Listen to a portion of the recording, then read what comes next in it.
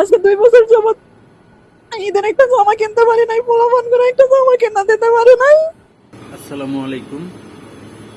একটা মেয়ের জীবনে তার স্বামীর গুরুত্ব এবং একটি তালাক এবং তালাকের পরিণতি এই বোনটির মুখ থেকে আমরা শুনি। স্বামীর লগে তালাক হওয়ার পরে আমি যখন আমার বাপের বাড়িতে আইসা উঠলাম, তখন আমার বাপ কইলো, ভালো করছস, ছাইড়া দিছস, এমন পোলা সংসার না করনি ভালো। আমার 3 পোলাপান দিয়ে উঠলাম আমি আমার বাপের বাড়িতে। ভাইয়ের বউ আছে, বোন আছে, ভাই আছে একটা ছোট। প্রথম সবাই অনেক আদর যত্ন করতো। আমার ছোট ভাইটা আমার বাচ্চাটারে দেখতো, আদর করতো। বড় ভাই খোঁজ খবর নিত, খাইছিস কিনা জিগাইতো। সময়ে যাইতাছে আর ওদের ওদের খারাপ জিনিস আমি দেখতেছি, ওদের খারাপ এমনি চোখে পড়তেছে। আস্তে আস্তে ওরা দুপুরবেলার যে খাওয়ান, সবাই সবার পাতে খাওয়ানোর লগে তরকারি মাইখা খায়। আমার পোলাপানের লিগে কোনো তরকারি থাকে না,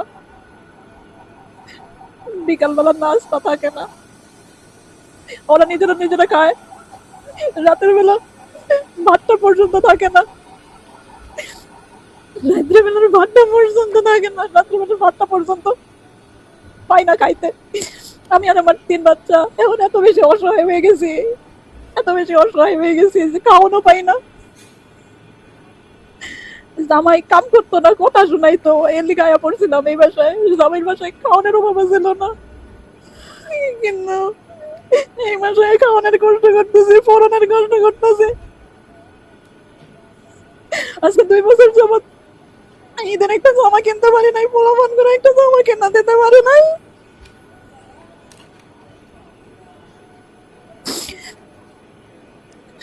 এখন মনে হয় যে জামাই সংসারটা করানো উচিত ছিল, বুঝাই শুনে জামাই সংসারটাই করানো উচিত ছিল। এত দুঃখ লাগে,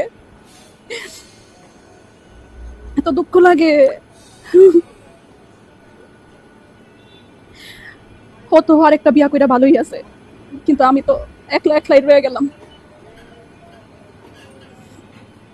কেউ না পারতে ছোটখাটো ব্যাপারের লিগে তালাকটা নিয়েন না, তালাকটা নিয়েন না।